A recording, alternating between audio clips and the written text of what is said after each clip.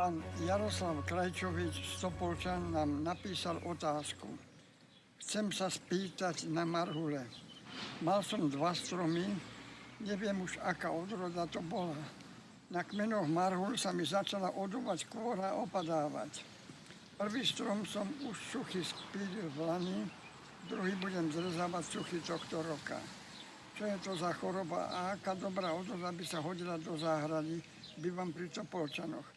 Prosím, poradte mi nejakú dobrú a odolnú odrodu. Vážený pán Krajčovič, my stojíme pri marhuli, ktorý má obdobný prípad, ako máte vy. Suchá kôra, ktorá je, sa takto odlupuje, môžete to robiť aj počas vegetácie.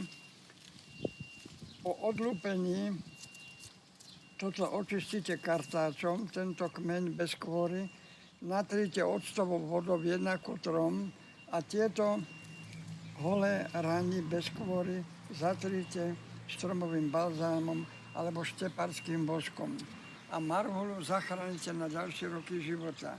Pokiaľ by išlo o otázku, aká odroda by sa k vám hodila do záhrady, tak veľmi dobrá je odroda veľkopavlovická, ktorá kvitne 6-7 dní a potom, keby ste tam mohli dať, nakoľko je to už troška vyššie, aj odrody, ktoré boli vyšľachtené vo Veselom pri Piešťanoch, ako je Beharda.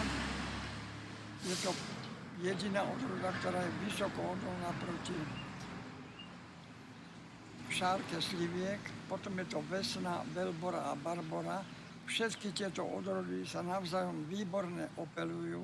Je to dôležité, aj keď sú niektoré samoopelivé. Opelovanie pelom zvyšuje úrodu až o 30%. A čo je dôležité, všetky tieto odrody, ktoré som menoval, vyšľachtené vo Veselom pri Piešťanoch, kvitnú 10 až 12 dní. Teda budete mať úrodu aj u vás v Topolčanoch každý rok.